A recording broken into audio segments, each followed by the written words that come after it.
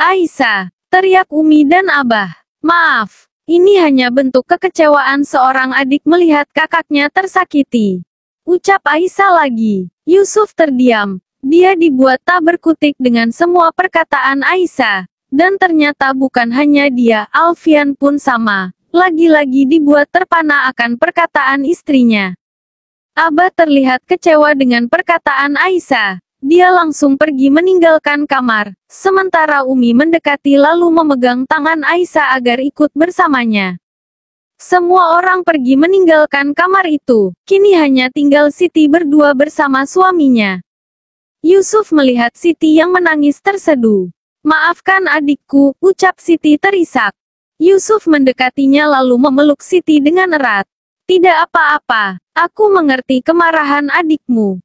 Kali ini Abah sangat kecewa Aisyah. Semua orang terdiam. Sesekali melirik Aisyah duduk di samping Umi. Alfian juga melihat istrinya, yang duduk layaknya sedang dihakimi. Dia melihat sekeliling, hampir semua kakak dari istrinya hadir, setelah mendengar keributan yang dilakukan Aisyah tadi. Abah tidak melakukan poligami bukan berarti keluarga kita menentangnya. Ingat nak. Poligami dibolehkan dalam agama kita. Abah melihat Aisyah. Poligami itu syariat. Kalau memang tidak mau atau tidak suka, janganlah kita membencinya. Memang banyak yang mudarat tapi itu salah oknumnya. Bukan syariatnya. Ibarat seorang haji ada yang mencuri. Jangan salahkan gelar hajinya, tapi orangnya. Jika dilakukan sesuai syariat, akan banyak sekali hikmah yang dapat diambil dengan berpoligami. Aisyah mengangkat wajahnya. Tapi Aisyah pikir, bila suami memaksakan diri untuk menikah lagi sementara istri belum siap berbagi, hingga istrinya menderita dan menangis, itu sama saja dengan menzaliminya kan Abah. Seorang istri tidak akan masuk surga tanpa ridho suami. Tapi bukankah satu tetes saja air mata istri tumpah karena kezaliman suaminya, Allah akan menyegerakan azabnya dan menariknya ke dalam api neraka. Lanjut Aisyah lagi.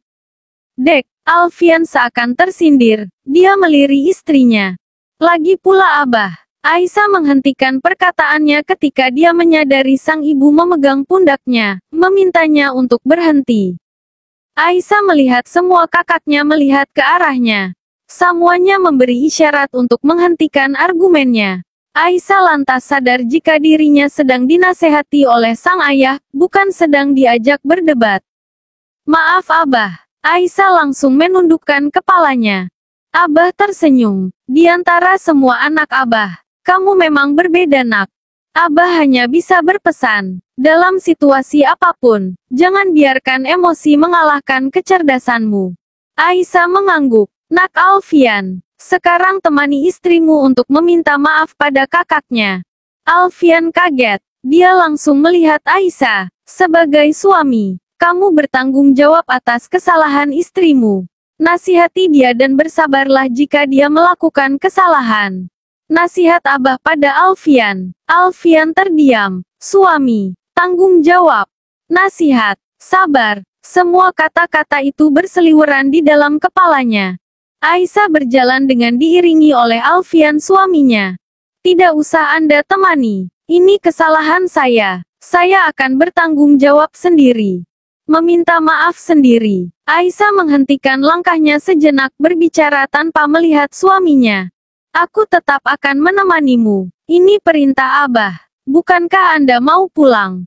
Sebaiknya Anda pulang saja. Besok pagi saya pasti sudah siap ketika Anda jemput. Aku akan menginap. Alfian berjalan dengan santainya mendahului Aisyah memasuki rumah.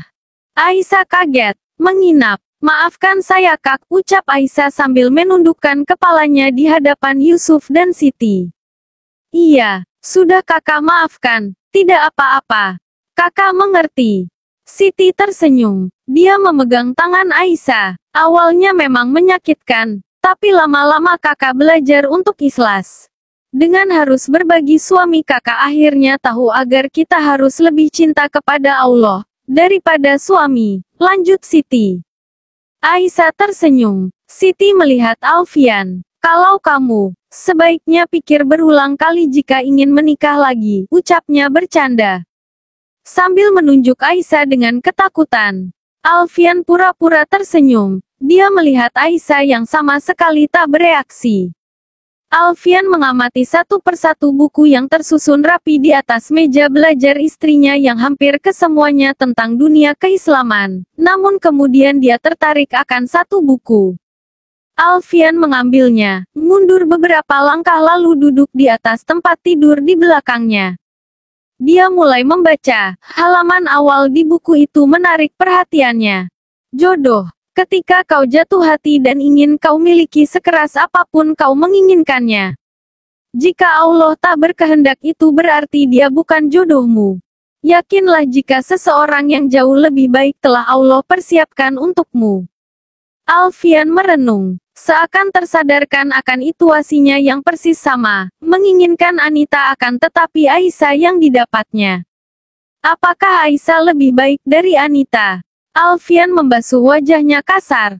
Dia tidak ingin mengakuinya tapi memang itu kenyataannya.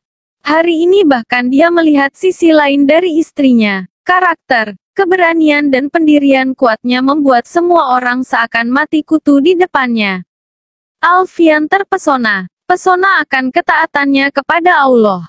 Bukan pada penampilan lahiriah seperti wanita pada umumnya. Tiba-tiba pintu terbuka lalu ada Aisyah masuk ke dalam. Aisyah tampak sibuk membentang kasur lantai. Kata orang, kepribadian seseorang dapat kita lihat dari buku-buku yang dibacanya. Ucap Alfian sambil mengangkat buku di tangannya. Aisyah tak menjawab.